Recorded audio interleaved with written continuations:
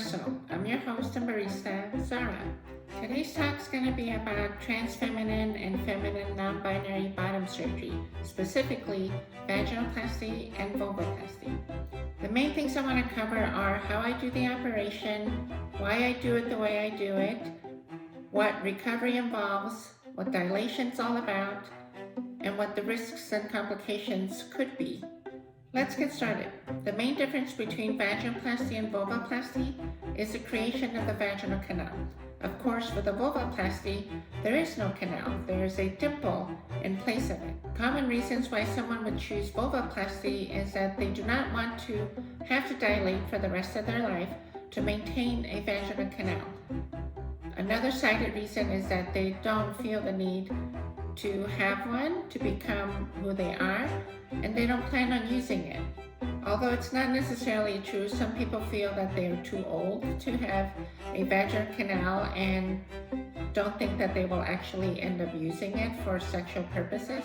Some people don't want to take the risk of potential complications, major complications such as rectal injury, fistula, and collapse of the vaginal canal. Those are certainly extremely rare in my hands, but I could never guarantee 100% that there will be no complications whatsoever. That's simply just not true and not honest.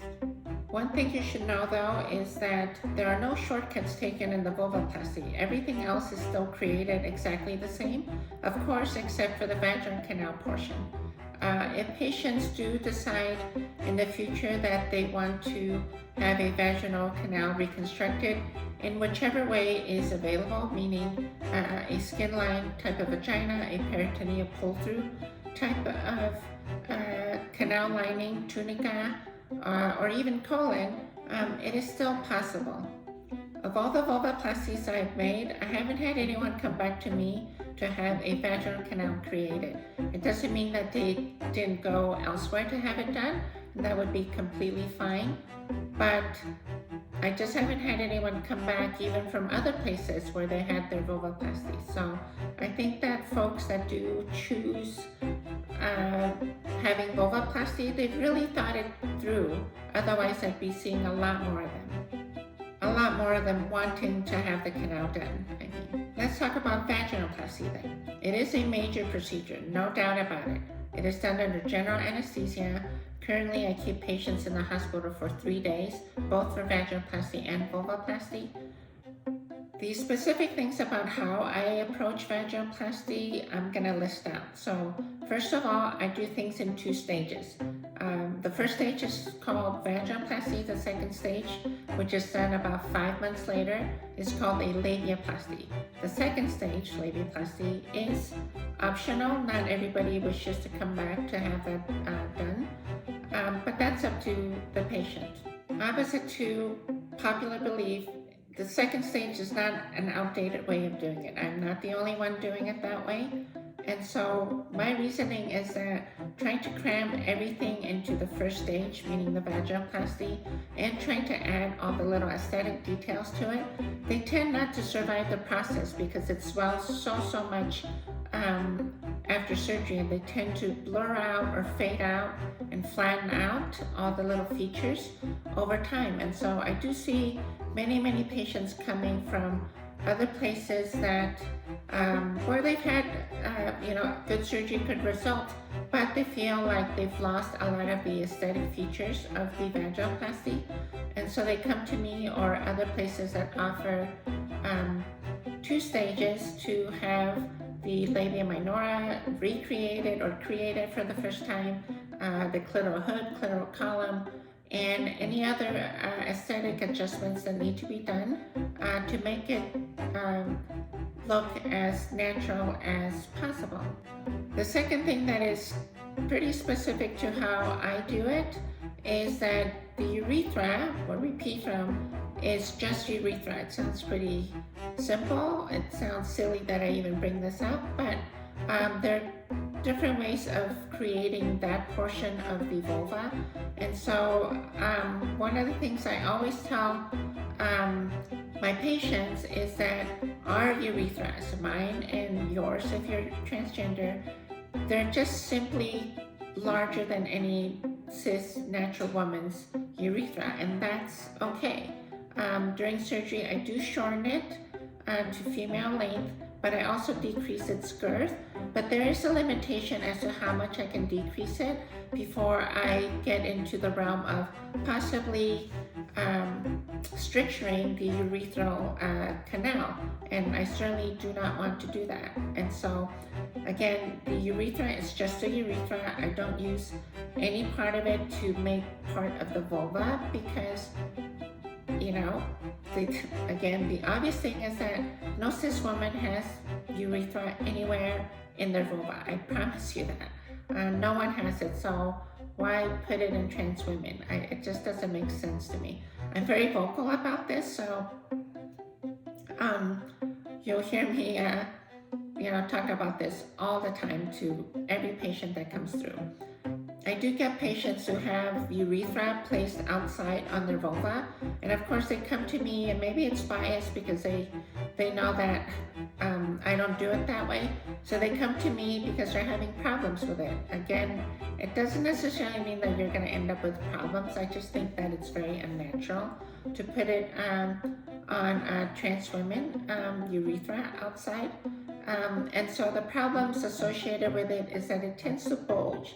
It always looks different because there's like a patched on look to that strip that goes between the urethra meatus, which is the hole where we pee from, and the clitoris. And so sometimes it is even wrapped around the clitoris, and so when it engorges the urethral tissue, when it engorges, it can put uncomfortable pressure on the clitoris itself.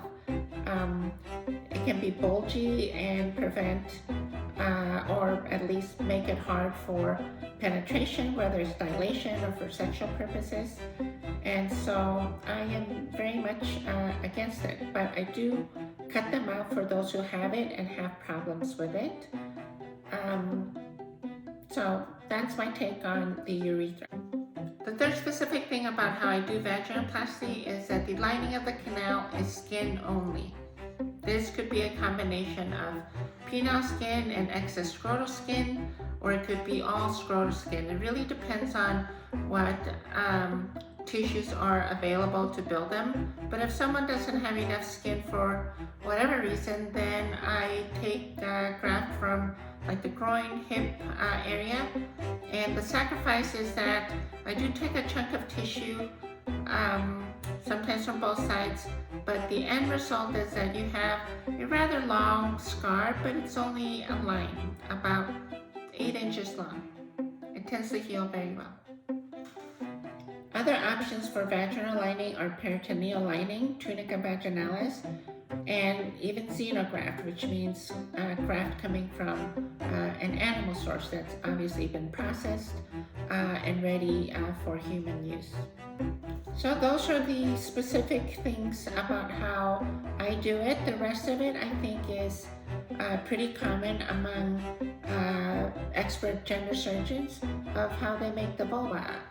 The scrotum becomes the labia majora, the glans of the penis becomes the clitoris, so it is reduced in size.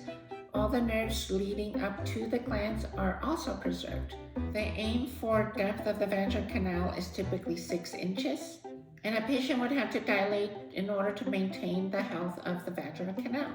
Every surgery center has a regimen that goes out to about a year and a half, and so whoever you go to for surgery, just follow their instructions, be good and be consistent about doing it the way they recommend it, and that should lead to a healthy, healed vagina. Now, eventually, things do get easier. You don't have to do it as frequently, and if you are sexually active and put something sizable in there, right, because that can be a penis, that can be toys. If you use something sizable and adequate and do it often enough, then you certainly could potentially get to the point where you don't have to dilate as much or even at all. But you really have to know your body to get to the point of not having to dilate.